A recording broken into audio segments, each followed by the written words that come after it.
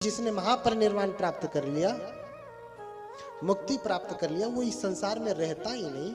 और जो कोई है ही नहीं, तो जिसे हम चढ़ाएंगे कोई है ही नहीं लेने के लिए, तो कोई फायदा है पूजा का? नहीं ना, कोई लाभ नहीं। और अगर बुद्ध पूजा स्वीकार करते हैं तो उन्होंने महापरिनिर्वाण प्राप्त नहीं किया, तो बुद्ध ही नहीं है, सामान्य देवता है, सामान्य जीव है। दोनों प्रकार से हम पूजा करते हैं तो व्यर्थ ही है। दोनों प्रकार से पूजा करते हैं तो व्यर्थ ही है। बनते नागसेन कृपया उत्तर देकर के निरुत्तर कर दे। फिर बनते नागसेन उत्तर देते, राजन महाराज परिनिब्बुतो भगवा न पूजन साधयति। भगवान परिनिर्वाण को प्राप्त हो चुके हैं, पूजा स्वीकार नहीं करते, पूजा स्वीकार नहीं करते। लेकिन फिर भी उन्हें जो उद्देश्य करके पूजा करता है तो पूजा सफल हो जाती है। हाँ, भगवान परिनिर्वाण प्राप्त कर चुके हैं, महापरिनिर्वाण प्राप्त कर चुके हैं, भगवान है ही नहीं, फिर भी हम जो कुछ भी पूजा करते हैं, पूजा आदमी कैसे करता है? कुछ चढ़ा करके ही पूजा होती है ना। दीप जलाकर, धूप जलाकर, पुष्प चढ़ाकर, फल चढ़ाकर, फूल चढ़ाकर, हाँ, भोजन चढ़ाकर, आरती उतार कर, इसी प्रकार से पूजा होती है ना। और जब कोई है ही नहीं तो कैसे पूजा सफल होगी? कौन स्वीकारेगा जब कोई है ही नहीं? तो परिनिब्बुतो भगवान पूजन साधयति। भगवान महापरिनिर्वाण प्राप्त कर लिए, पूजा स्वीकार नहीं करते। लेकिन फिर भी अगर कोई पूजा करता है तो पूजा सफल हो जाती है। अब ये कैसे हो जाएगा? तो कहते भंते कृपया समझाएं, उपमा देकर के समझाएं। हाँ, उपमा दे के समझाएं। बोले राजन, जैसे ये धरती है, क्या है ये धरती, आज इसमें कथा हो रही है, कथा न होती तो इसमें गेहूं बो दिए जाते और फिर गेहूं जमता। लेकिन वो पुण्यवान लोग हैं जिन्होंने भगवान की कथा के लिए ये अपनी भूमि दिया कि फसल, अरे हर बार हम जो है भोजन करते हैं इसी खेत का, आज हम परम भोजन करेंगे, धर्म का भोजन करेंगे।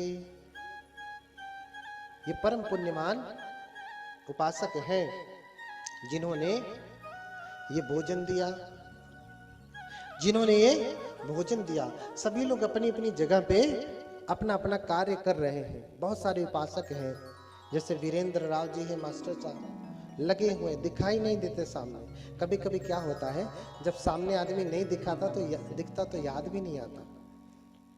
अब उधर वो काउंटर पे बैठे हैं तो मुझे दिखाई भी नहीं देते, तो याद भी नहीं आता। मैं तो उपदेश कर रहा हूँ, जो सामने दिख गया तो याद आ गया, नहीं दिखा तो पड़ा रह जाता है। इसका अर्थ ये नहीं कि वो कार्य नहीं कर रहे, बहुत कार्य कर रहे हैं, भंते लोगों की सेवा कर रहे हैं, सुबह से लेकर शाम तक बैठे रहते हैं। उनकी उपासिका जी भी, उनकी पत्नी भी आती है, कथा सुनती हैं, जो भी धर्म का काम होता है करती रहती हैं। ज्ञानेंद्र जी हैं, वो भी करते रहते हैं, उनकी उपासिका जी आती हैं, सुनती है, करती रहती हैं। राम मोहन जी हैं, राम कृष्ण जी हैं, रविकांत गौतम जी हैं, रघुवीर जी हैं, लाला राम गौतम, देवकी नंदन जी, ये सारे लोग हैं। बहुतों का तो मैं चेहरे से जानता हूँ, नाम ही नहीं जानता। सबसे बड़ी बात ये भी हो जाती है, जो बार बार सामने आता है उसको देखते देखते नाम याद रहता है। तो इसीलिए कोई प्रसंग उठाना होता है, कोई उदाहरण देना होता है तो उनका नाम याद आ जाता है। लेकिन इसका अर्थ ये नहीं कि अकेले हमारे अजय जी ही कार्य कर रहे हैं। इसका अकेले अर्थ ये नहीं कि हमारे डॉक्टर वीरेंद्र जी ही काम कर रहे हैं। डॉक्टर वीरेंद्र जी ने बड़ा पुनीत कार्य किया। जिस चटाई पे आप बैठे हैं ना, अंत समय में ये चटाई, जो टेंट वाला था, बड़ा गंदा चटाई लेकर के आया। इतना गंदा कि आदमी जूता भी रखे तो उसे संकोच होगा कि मेरा जूता गंदा हो जाएगा, इतनी गंदी चटाई। जबकि पहले से कह करके रखा गया था कि भाई कथा में भक्त लोग आते हैं, उपासक उपासिकाएं आती हैं, साफ सुथरी चटाई पे बैठते हैं, तो नई चटाई देना। बोला हाँ हाँ देंगे। दिया नहीं। अब उसके पास रहा नहीं कि उसकी मति मारी गई थी, दिया नहीं। और जब डॉक्टर साहब को पता चला, डॉक्टर वीरेंद्र जी देखिए सामने खड़े हैं, मुस्कुरा रहे हैं, हाथ जोड़ रहे हैं, उनको पता चला कि अरे कथा रुकेगी नहीं, तुरंत हमारी तरफ से चटाई का दान रहेगा।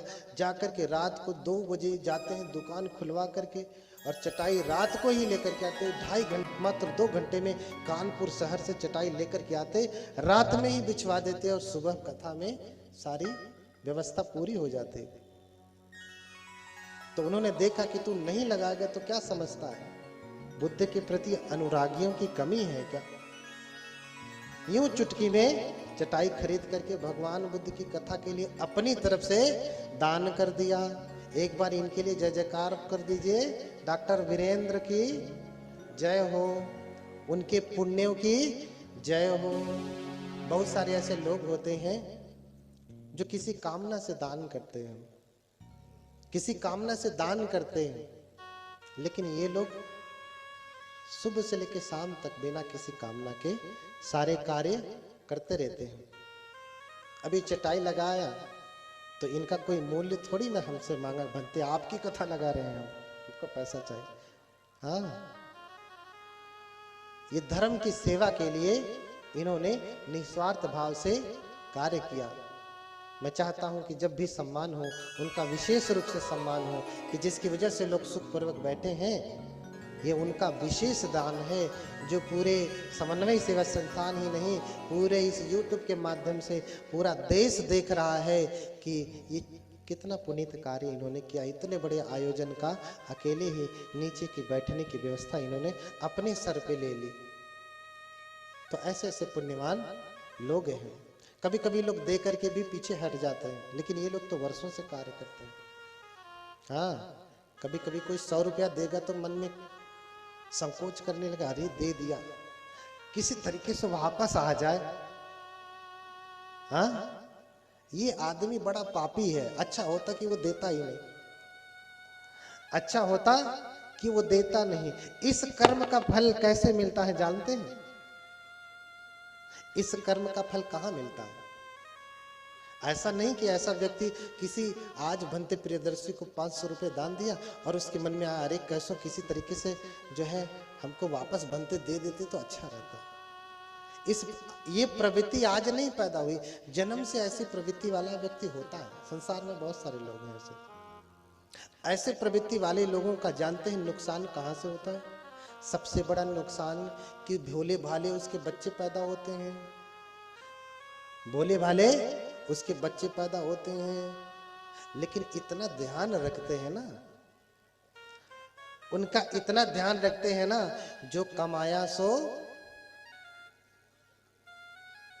हाँ चोटी पकड़ करके झाड़ू से बात करते हैं, पूरी वकालत सिखा देते हैं, पूरे अच्छे वकील बना देते हैं। लेकिन ये सभी जो लगे हुए हैं, जिनका अभी हमने नाम लिया, जिनका हमने नाम लिया, ये सारे लोग निस्वार्थ भाव से 8 सालों से, ये 8वीं कथा है ना, ये सब कुछ करते जा रहे हैं बिना प्रत्युत्तर के, किसी कामना के। तो ऐसे ऐसे पुण्यवान लोग हैं। अब टेंट लगाने में भी लोगों ने सहायता की, हारन की सहायता की, माइक की सहायता की, जिसकी वजह से आप लोग बुद्ध के वचन को सुन पा रहे हैं। बहुत सारी छोटी छोटी व्यवस्थाएं हैं जिनमें बहुत धन खर्चा होता है, लोगों को समझ में नहीं आता। जो करते हैं उनको पता होता है कि बहुत धन खर्चा हो जाता है। जैसे शादी में दिखने में लगता है कि अरे क्या करना है, खाना में इतना जाएगा, गहने में इतना जाएगा, सामान में इतना जाएगा, और क्या। लेकिन जब शादी होने लगती है तो पता होता है कि बहुत धन खर्चा हो गया, जिसकी कल्पना भी नहीं थी, अनायास ही।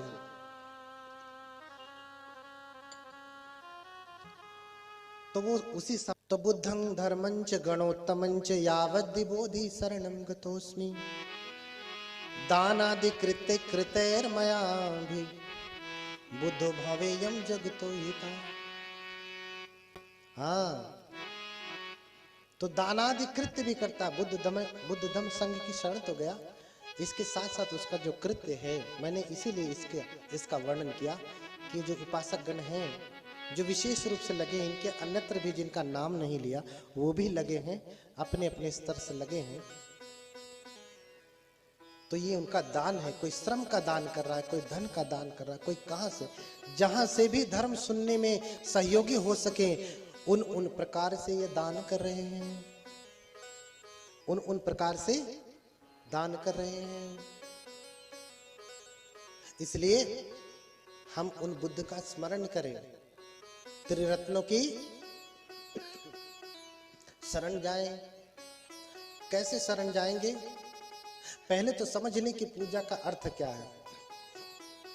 अगर भगवान बुद्ध पूजा स्वीकार करते हैं तो कोई सामान्य जीव है, अगर नहीं स्वीकार करते तो महापरिनिर्वाण प्राप्त कर लिए। लेकिन भंते कह रहे हैं कि भगवान ने महापरिनिर्वाण प्राप्त कर लिया, पूजा स्वीकार नहीं करते, पूजा स्वीकार नहीं करते। तो भंते कृपया उपमा दे के समझाएं। भंते उपमा दे के समझा रहे हैं कि जैसे ये धरती है, ये धरती महापृथ्वी, उन्होंने कहा जैसे महापृथ्वी कभी कहती है, धरती कभी कहती है कि मुझ में बीज बोए जाएं। हाँ, धरती ने कभी कहा कि मुझ में बीज बोए जाएं?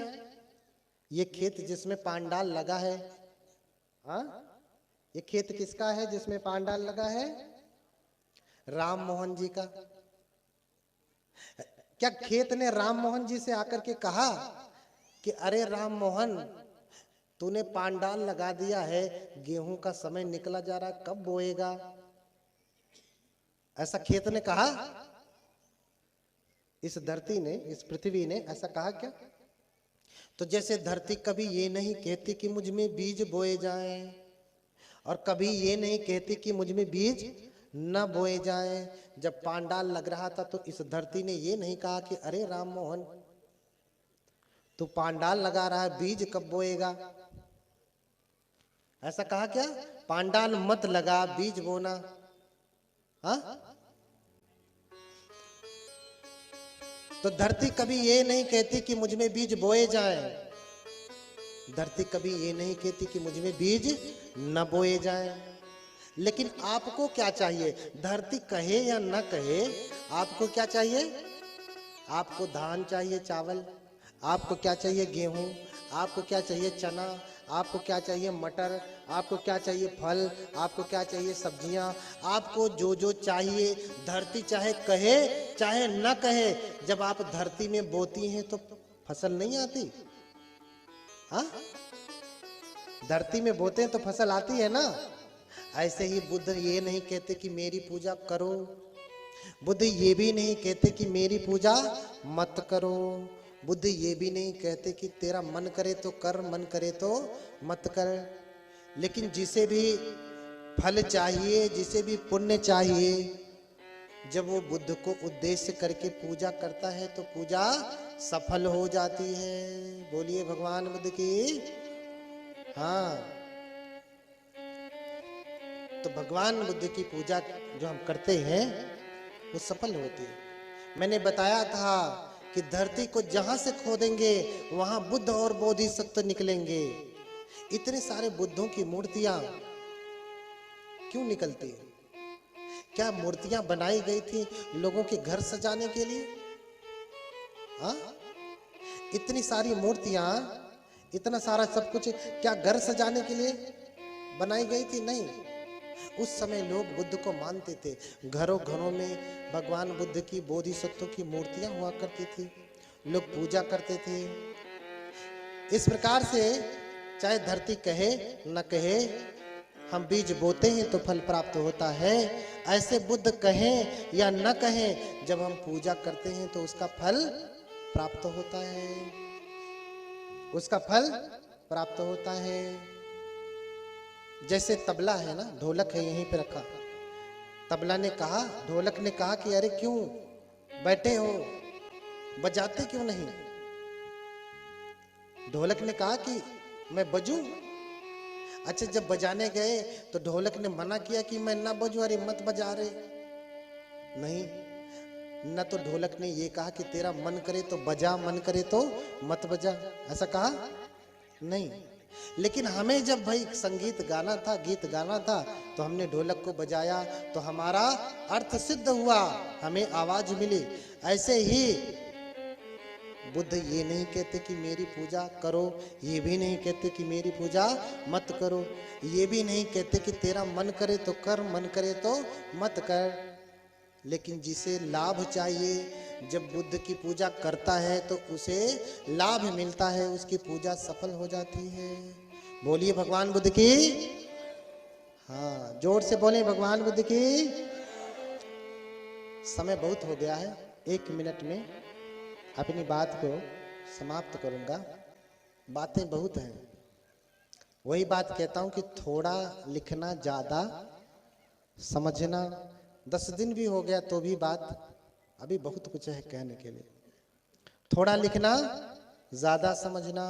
इसलिए हम त्रिरत्नों की शरण जाएं, त्रिरत्न को स्मरण करें। विशेष रूप से जब हम बुद्ध को स्मरण करते हैं, मैंने पहले ही बताया, उनका स्मरण करने से सारी दुख, सारी बाधाएं, सारे विघ्न ये सब टल जाते हैं, ये सब टल जाते हैं।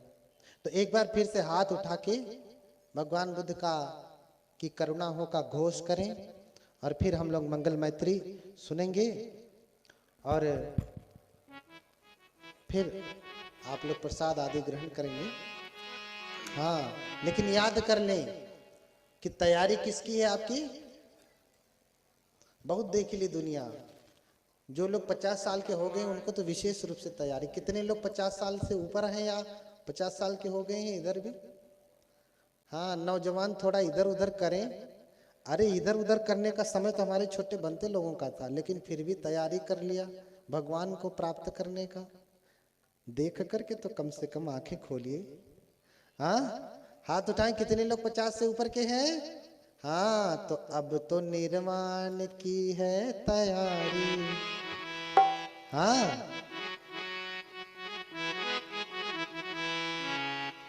है ना, निर्वाण की तैयारी। बोलिए भगवान बुद्ध की करुणा हो, भगवान बुद्ध की करुणा हो, भगवान बुद्ध की करुणा हो।